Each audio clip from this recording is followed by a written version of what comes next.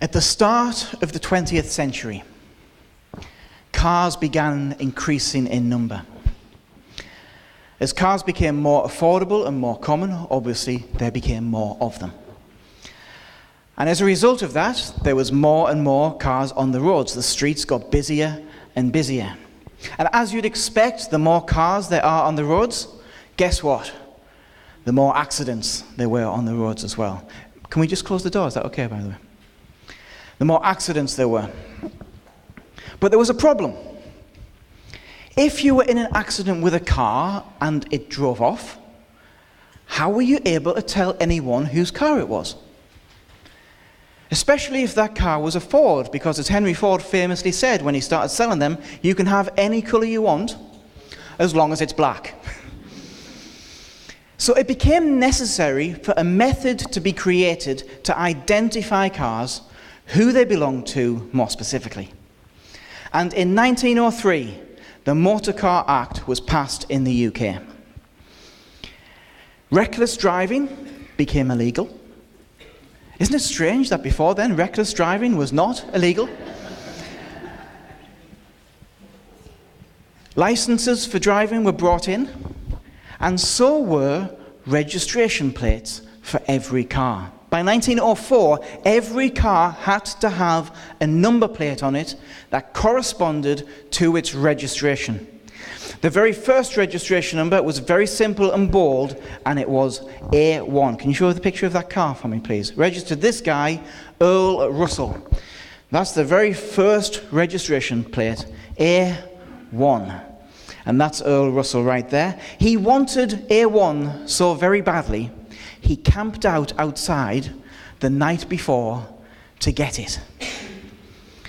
In many ways, he was the inventor of this idea of having a personalized number plate. One that, in the years to come, many great men have followed. Can I just ask, who's got a personalized number plate?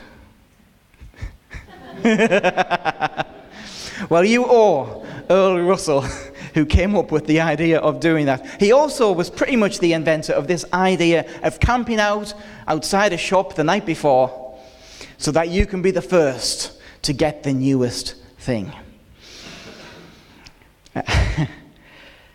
Number plates have very strict rules on them. You can't rearrange the letters and the numbers. They have to be correctly spaced and easy to read, and they have to be firmly attached, and if any of those conditions are not met, you will fail your MOT. In other words, you need a clear and blatant sign on who that car belongs to. They identify who owns the car. Which brings us to today's message. What is it that shows everyone clear and blatantly who you belong to? What is it that shows the people you meet who you belong to? What is it that identifies you? What is it that makes you unique and different? What is it that displays that you are holy, set apart from this world for God? Can people spend time with you, and at the end of that time with you go away and go, that person belongs to Jesus? With so many faiths no, hang on, that's too politically correct, With so many false religions, there is an external indicator as to what you belong to. Sometimes it's through what you wear, covering your entire body. Sometimes it's to how your beard's worn. It's easy to see, for many people, what false religion they belong to. But Christianity doesn't really have that. Because God is more concerned with our hearts than what's going on and what we wear. But the number plates aren't there so God can see. The number plates are there so other people can see. You know, it's not like we all walk around with fish shaved into the back of our hair, or a cross on the back of our hair.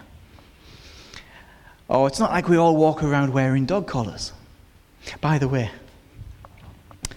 when I was a naive young Christian, I thought it would be very cool if I had a cross shaved into the back of my head. Boy, I looked stupid. In fact, I don't think the hairdresser particularly understood what I was going for, because it didn't look like the Christian cross, it looked more like the Red Cross. And it just must have looked like I was really devoted to first aid, but never mind. But really, what does the external show? That you conform to a certain way of dressing, really? You see that when it's about what you wear, there's no way of knowing whether you're wearing this because it's your choice or that somebody's making you wear it. You don't know. It doesn't show the heart, does it? So how can we tell? Is it that you go to church on a Sunday? Is that what makes you different to everybody else, where you spend a few hours, hopefully twice, on a Sunday? I know it's obvious, but going to church is not what makes you a Christian, is it? I also, as well as come here, quite often go to McDonald's on a Sunday. That does not make me a Big Mac. It is starting to make me look like a Big Mac. But that's a whole other thing.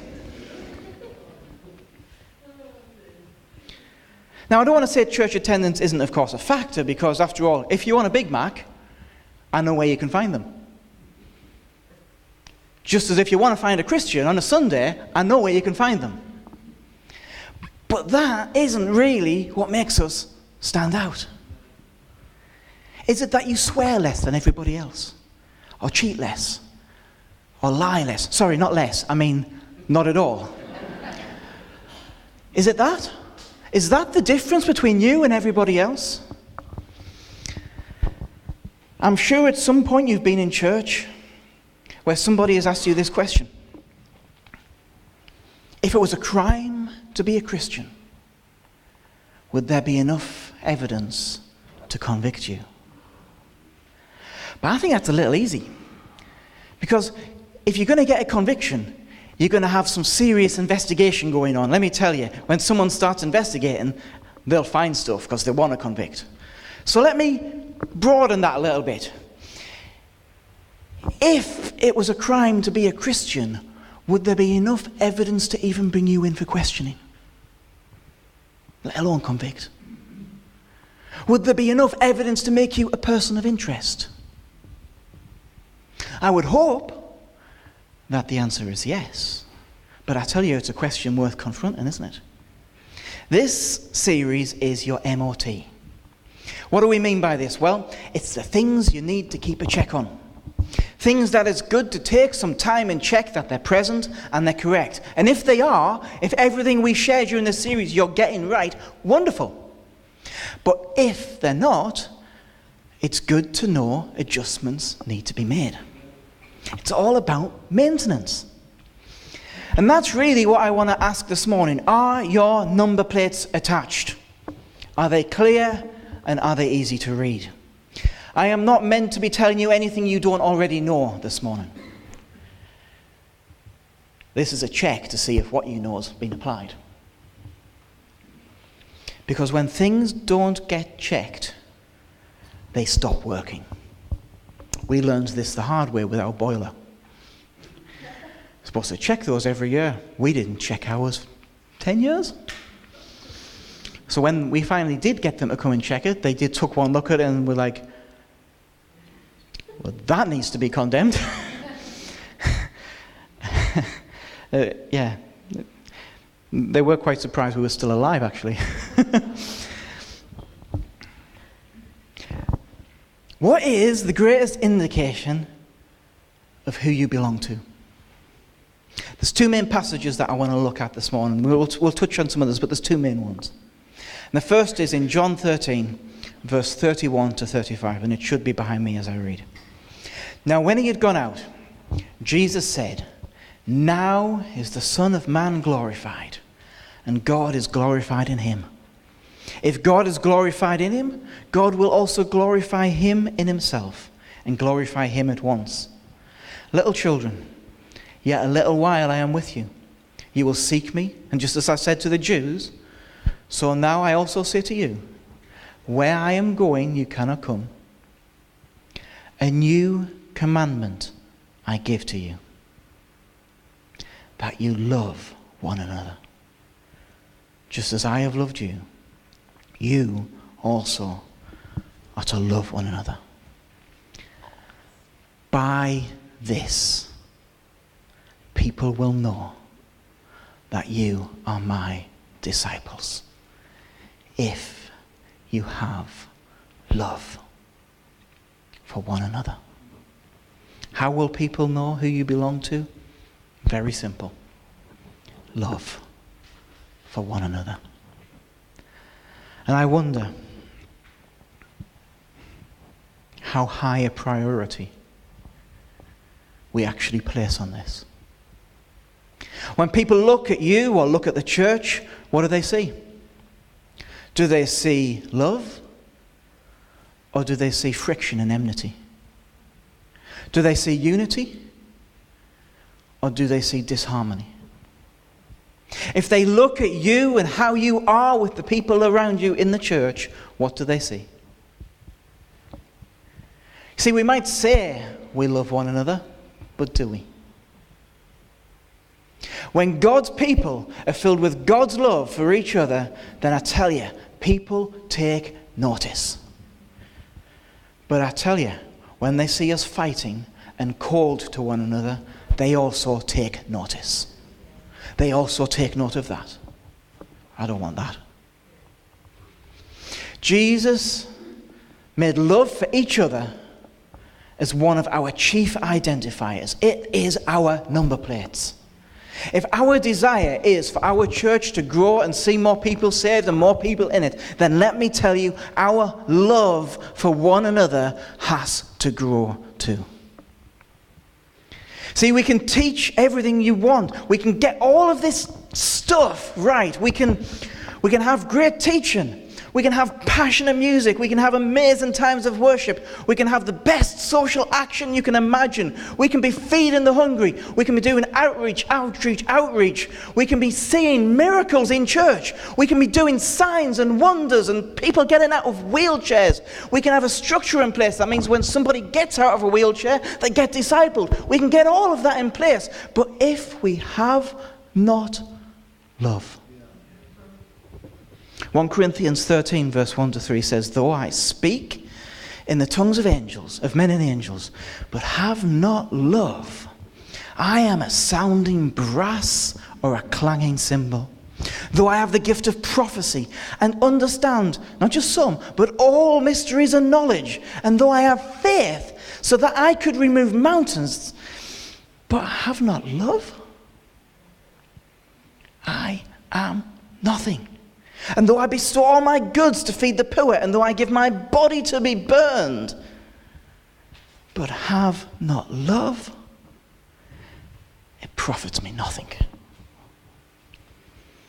Those things Paul's talking about in that passage are extremely powerful, extremely worthwhile things. Speaking in tongues, prophecy, understanding, faith enough to move a mountain, feeding the poor, and being willing to sacrifice your life. All of those things. If a Christian church has those things in place, we would say they're doing well. But love is better. We could be getting all of those things right. We could be seeing people healed every week. Those things are significant. They're world-changing, but without love, they're nothing. Nothing. If we did all that stuff as a church, I tell you what, you'd make the news. You'd look great. But without love, you're just a clanging.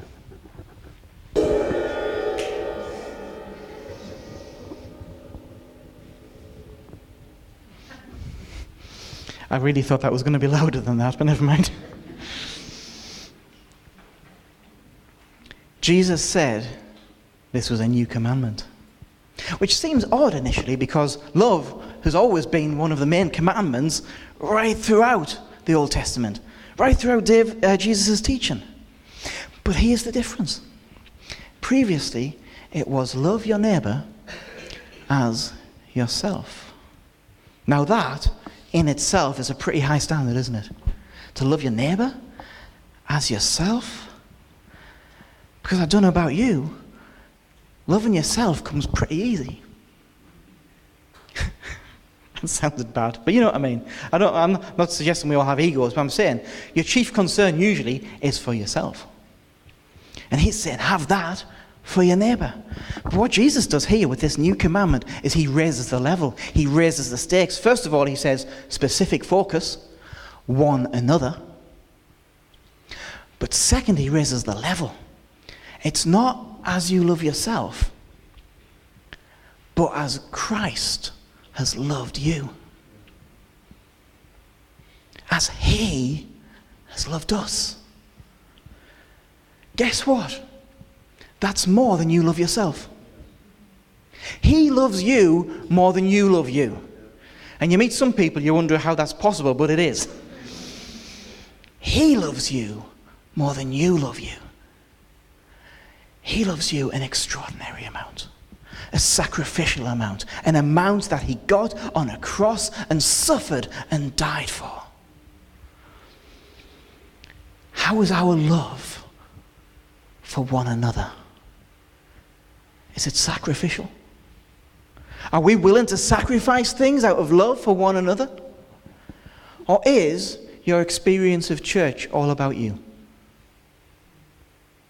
Is it about you? Or is it about everybody else? Often we hear messages about how we need to love the lost. And we do. Don't get me wrong. But Jesus' focus here is that we love each other. That's the way we build the right kind of church. Now, I'm not saying loving each other is more important than loving the lost, but let me tell you, if you ain't getting it right in here, you ain't getting it right out there. We are bound together. Bound in love. Brothers and sisters. Matthew 25, verses 35 to 40 says this. Jesus says this, "For I was hungry, and you gave me food. I was thirsty, you gave me drink. I was a stranger, and you welcomed me. I was naked, and you clothed me. I was sick, and you visited me. I was in prison, and you came to me." Then the righteous will answer him, saying, "Lord, when did we see you hungry and feed you, or thirsty and give you drink? When did you see a stranger and welcome you, or naked and clothe you? When did we see you sick or in prison and visit you?" And the king will answer them, "Truly I say to you, as you did it to the least one of these, my brothers, you did it to me." Now don't misunderstand what I'm going to say here. We should feed and care for the broken and the lost and the poor, absolutely. But when Jesus said this, the least of my brothers, you did it to him, he's talking about the family of God. He's talking about this community, this ecclesia, this church. He's talking about how you treat other Christians. You see, it's okay to say we love each other, but this stuff shows that love is real. Because love isn't a feeling. Oh, I tell you what, if I could destroy every greeting card, the whole industry. Love is not greeting card love. Love is not hearts. It is not emotion. Love is a choice, and love is an action. When you look at it in the dictionary, there's a little V next to it. That means it's a verb. Is that right? Verb. That means it's a doing word. Love isn't something you feel. Love is something you do. Love is action. And Jesus said, whatever you did to them, you did to him. even the least of them, even the ones you don't like. And he's talking here about positive things, giving a drink, visiting the sick. But I tell you what, this applies just as much in the negative. Whenever you've pulled down, slandered, and despised the least of your brothers, you did it to him. When you're tearing other Christians down, you're tearing him down. When you're muttering about other Christians behind their back, you're doing it to him.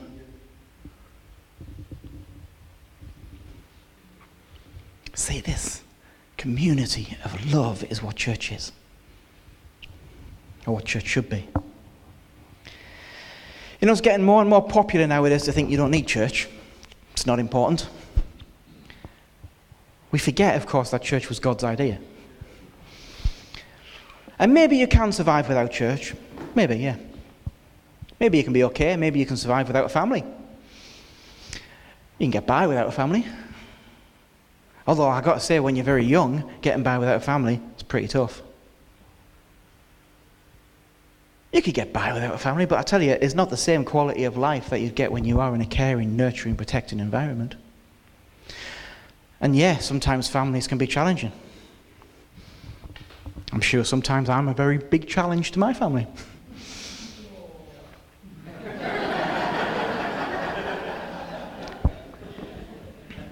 But you stick with them. You stick with them. See, in the modern world, we focus a lot on having a personal relationship with God. And I get why we do this, because it used to be about, if you were born in this country, you were a Christian. But this is more about personal. And personal is true. That is what you need. But don't misunderstand the word personal. Personal is not the same as isolated. And in our world today, that is basically, I don't think we're even a society anymore. We're just a loose collection of individuals who sometimes agree and mostly don't. Personal is not the same as isolated. Personal means you have to have a relationship with him. But let me tell you, you were not saved in isolation, and you don't live your life in isolation. And let me tell you, when you get to the kingdom, you are not going to be in isolation. You are not going to spend all your time in heaven, just you and God walking hand in hand. Sorry. He saved you to be part of something bigger than that. He saved you to be part of his family. Part of his kingdom. While your faith must be individual, your walk cannot be. That's why I really believe it should be tremendously hard to leave a church. Listen, if all you're leaving is a meeting that you turn up to once in a week and a group of people you nod at and say hello, it's easy. Easy. Because there's no sense of loss. What if you're really lost? But leaving your family, that is a heartbreaking thing to do. And it should never, ever be something that's done lightly. And I understand there's occasions where it happens. Look, if I had to move to Cape Town, obviously, if God calls me to Cape Town, there's a separation between me and my family. I'm not going to Cape Town, by the way, don't worry. It's a nice place, though. But it should never be easy. The connection you have to your local body should never be tenuous. It should never be light. It should never be fragile. Let me tell you, I can't imagine ever leaving this place. Can't imagine it. Sure, there's sometimes you go home and you go, oh, that's it. But I can't really ever picture not being here. That was one of the biggest stresses for me when I felt God was calling me to ministry. I don't want to go to another church, Lord. I'm so glad he was calling me here. I can't ever picture not being part of this. It's not something I treat lightly. And I don't understand when we do. And that's not to say God won't ever move me on. I don't want to limit what God's got. What I'm trying to say is being part of this matters deeply to me. Deeply. And And it should for all of us.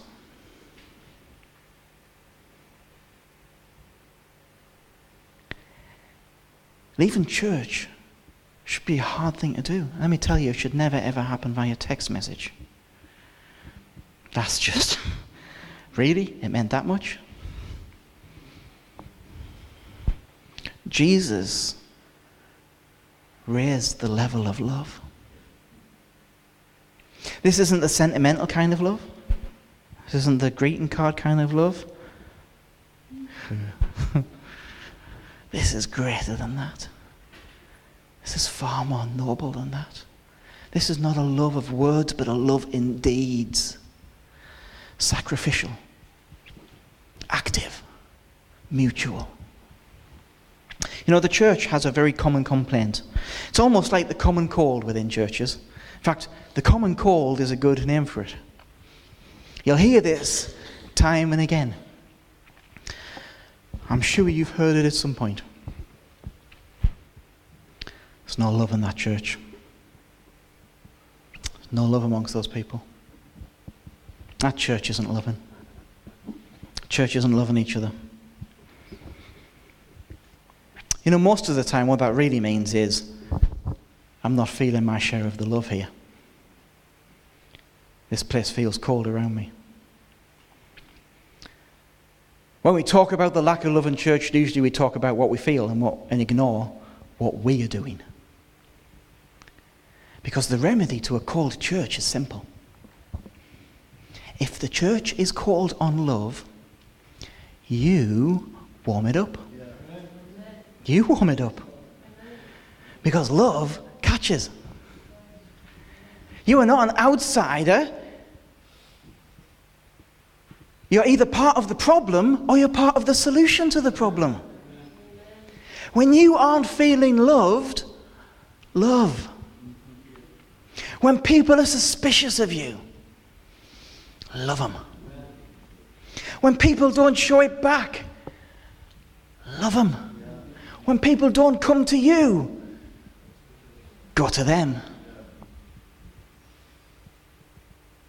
Because part of the problem is we put the responsibility on everybody else when actually the responsibility is on us. Now it needs to be love that's more than the surface. It needs to be a genuine, genuine love. Which is why the second passage I want to look at is really going to dig into. And it's from the book of Romans. We'll not turn to it just yet, but it's from the book of Romans. And it's entitled, helpfully, I love these little subheadings that we get in our Bibles. I'll just tell you what the next bit's going to be. This one is entitled, The Marks of a True Christian. You've got to love a passage that's going to follow that, haven't you? And as we look at this passage, you know, we can look at it and go, this is what our number plates should look like. This isn't a lofty golden standard, unattainable by mere mortals. No, this is the place we should be living our life. Now, before we read it, a little explanation here. Who looked in the mirror this morning before they came out of the house? Come on, be honest. Be honest. Most of us, and I'm suspicious on those whose hands didn't get raised. We don't look in the mirror because we like what we see.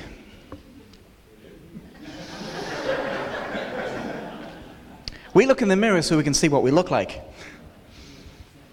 Let me tell you, if we don't look in the mirror, we won't see the wrinkles. We won't see the spots.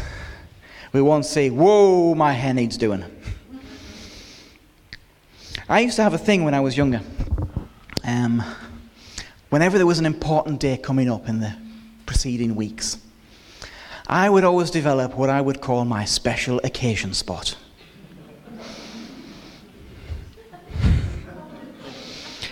And I would keep checking it in the run up to these big days, hoping it would be gone, but mostly it would not.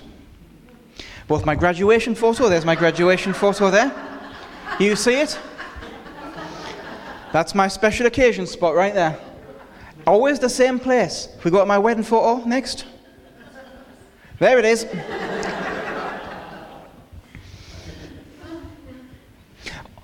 Often I look a little unshaven. That's part of the reason why. No, it's not. My special occasion spot, I tell you, it was always present and correct. Okay, we can get rid of that now, thank you. But that's why we look in a mirror, not because we love what we see, but so we can see how we look. So when we look in the mirror, we can go, that needs dealing with, that needs combing, maybe that needs a little bit of concealer. Not that I wore concealer on my wedding day, but I did.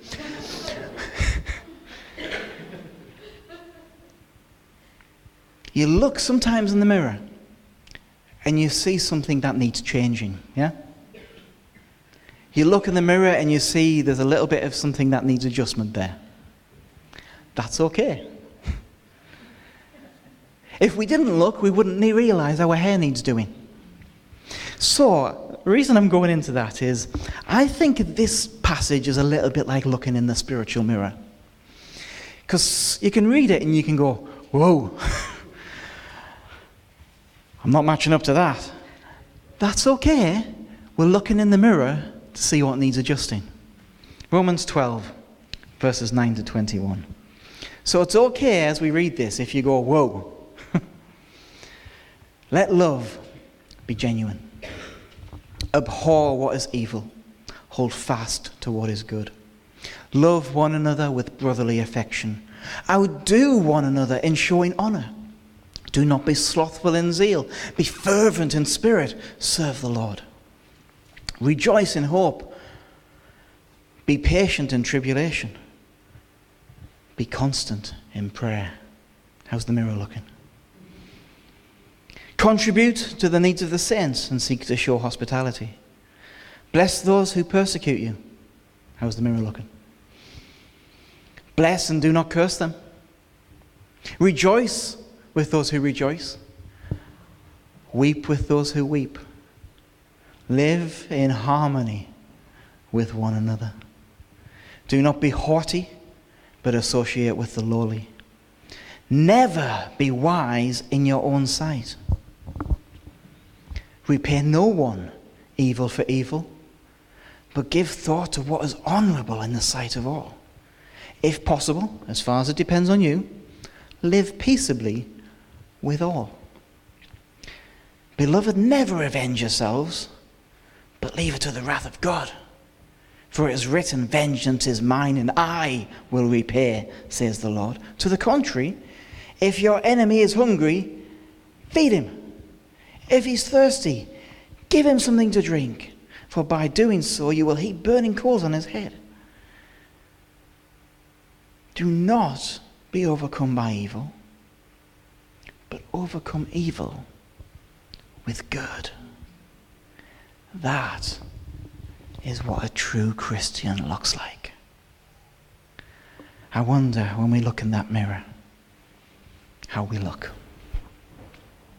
Genuine love, not superficial love. Genuine, heartfelt for your brothers and sisters in Christ. Not using them to advance yourself so that you can develop.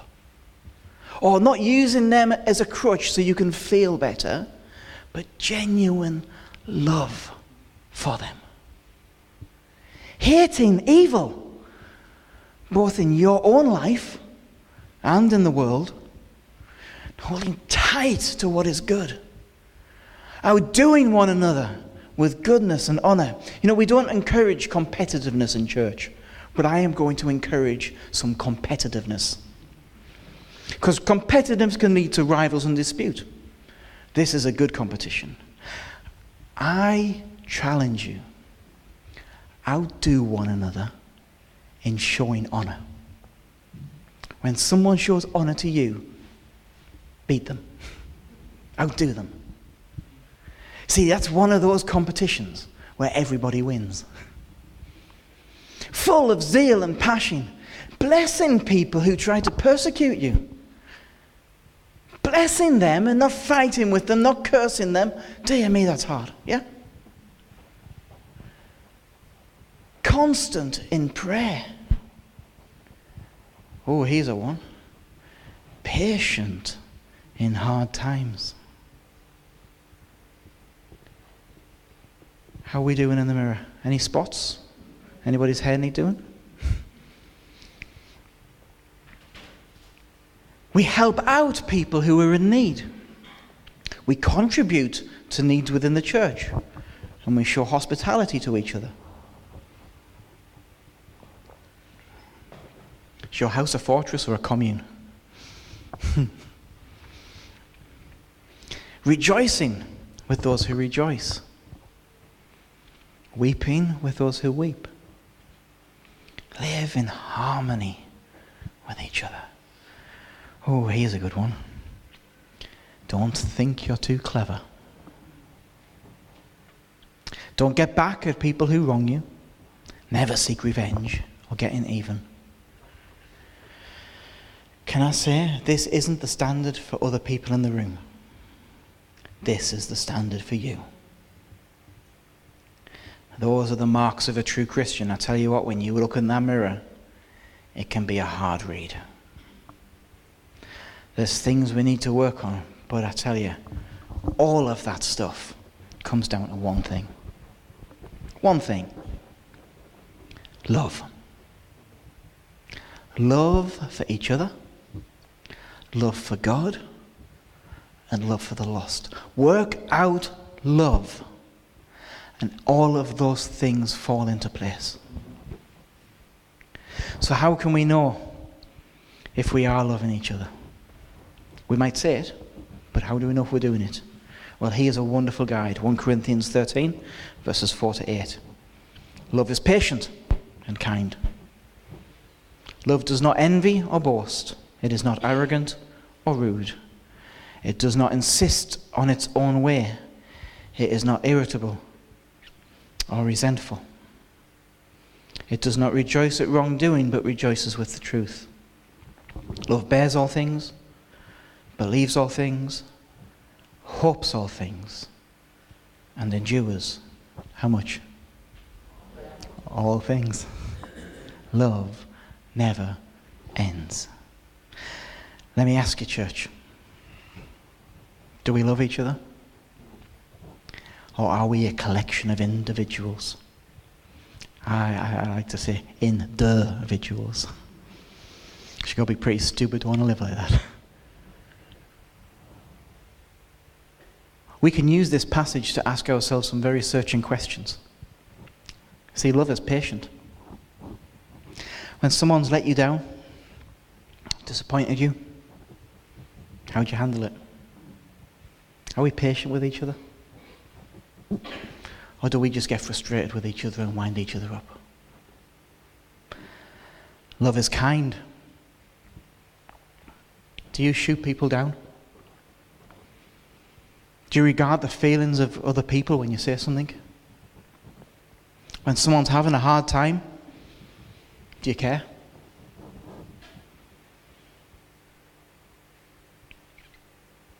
There's occasions I've heard of people in church who've gone through some very hard times. Seasons where they've been so low, and God's brought them through it. But each time we hear something like that and you didn't know about it, you didn't know they were going through it, it bothers me. Where were we? Where were we? See, if we're loving like the Bible said, then nobody in church would ever have to go through stuff like that alone. Ever. Unless they choose to. And there is if something's not shared, it can't be helped. But nobody should ever have to go through something alone. Now, that doesn't mean at the same time nobody wants everybody coming round. But we should never have to go through that alone. Love doesn't envy. Can we say that? Are you envious of anyone in church? Envy just churns you up on the inside. It makes enemies where there are no enemies. I think also connected in many ways to envy is boasting. Are you boasting about what you're doing for God? Are you the one who always makes sure everybody knows exactly what you're doing and that your achievements are better than everybody else's achievements? Are you the only person doing it right?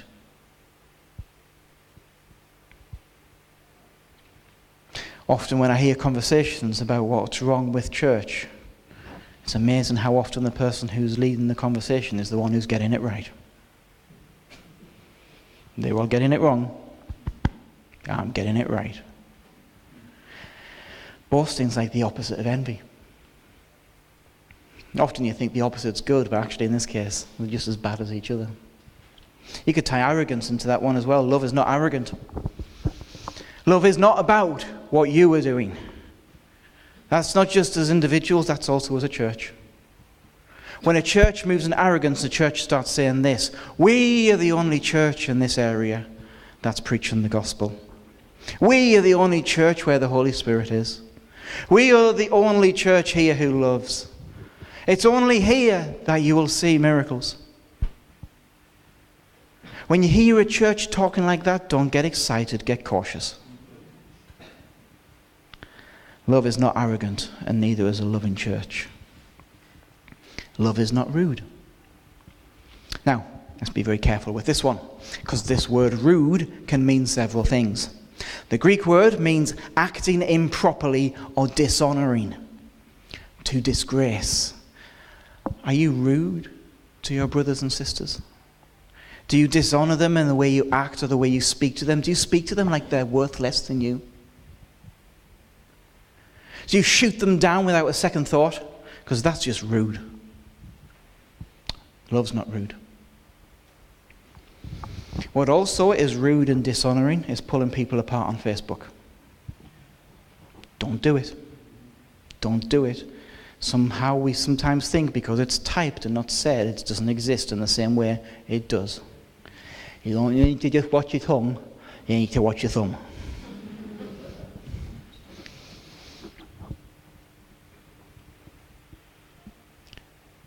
Gossip is speaking negatively about people behind their backs. It's rude. It's dishonoring. Gossip is just a lie that hasn't grown up yet. Putting people down behind their back, saying that they're no good, spreading talk about them, let me tell you, that is not how love operates. Love does not insist on its own way. Are you pushy? Are you controlling? Has it got to be your way or the highway? When someone in church is going in a direction you wouldn't go in, but it's not heresy, it's not sin, it's just different to you, do you insist that you make sure you do all you can to make sure they're doing it your way? Has everything got to be done the way you do it? Pushy.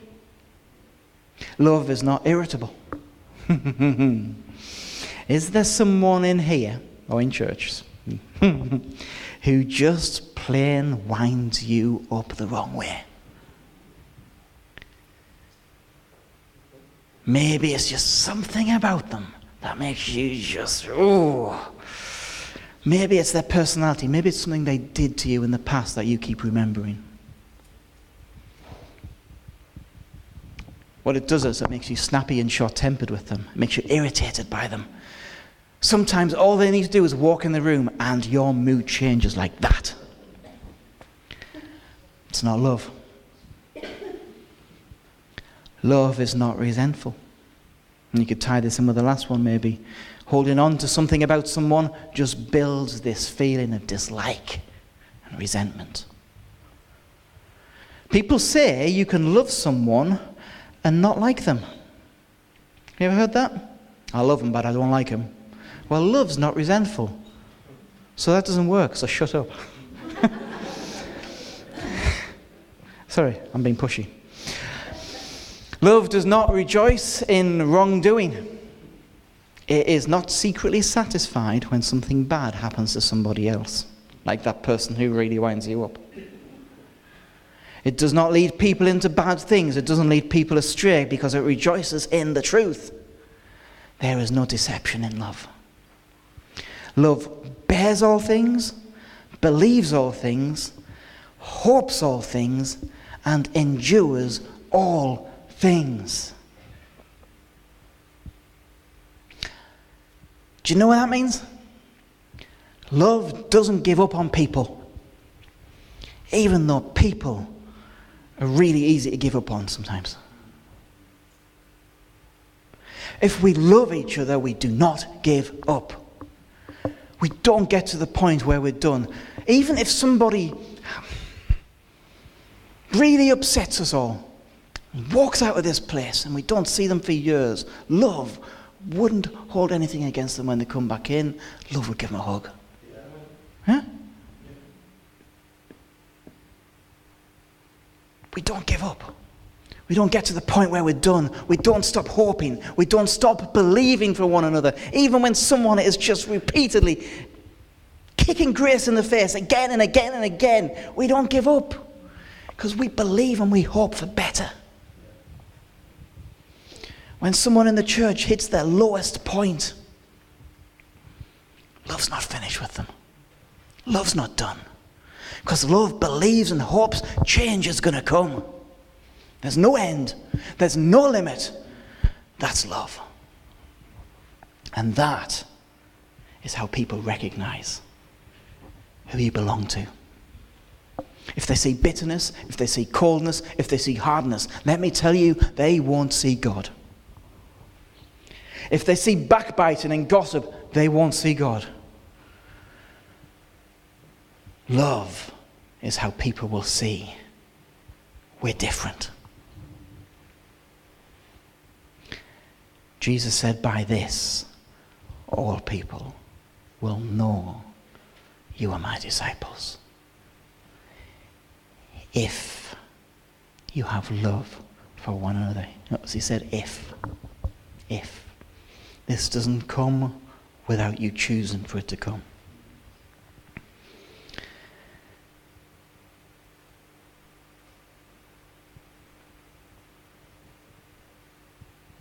By your love for one another, people will know God is real.